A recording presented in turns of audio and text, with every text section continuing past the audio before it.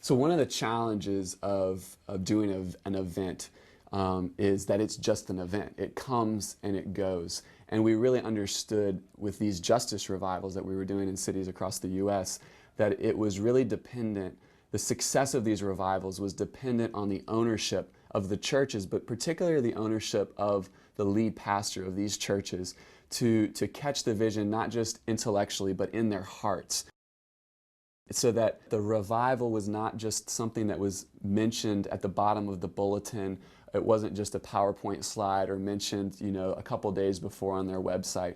But we actually asked the pastors to preach up to the revival for the 3 weeks leading up to the revival. And we helped resource some of them. But many of them, knew what they wanted to preach about. And so it was more about bringing us together on the same page. And so they would talk the first week about the call to faith and the call to community and the call to justice.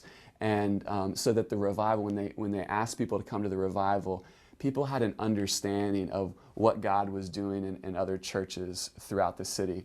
And so it was a challenging thing for some pastors. Some pastors prepared 2 or 3 years in advance. So for some it was a 5-minute thing at the end, but for others they really planned their sermon series around that or rearranged them because they just said, this is what God is doing in our city.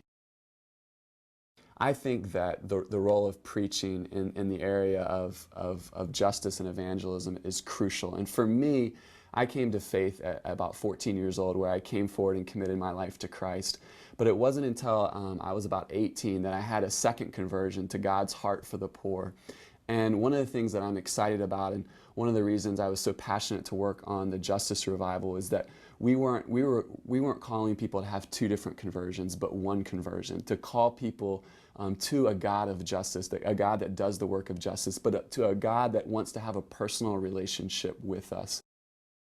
And that's what I'm excited about with the younger generation, is that people are seeing these 2 things connected, so that we don't have to just focus on evangelism or just focus on the work of justice, but that it's integrated in our invitation at the end as well. Charles Finney popularized the altar call.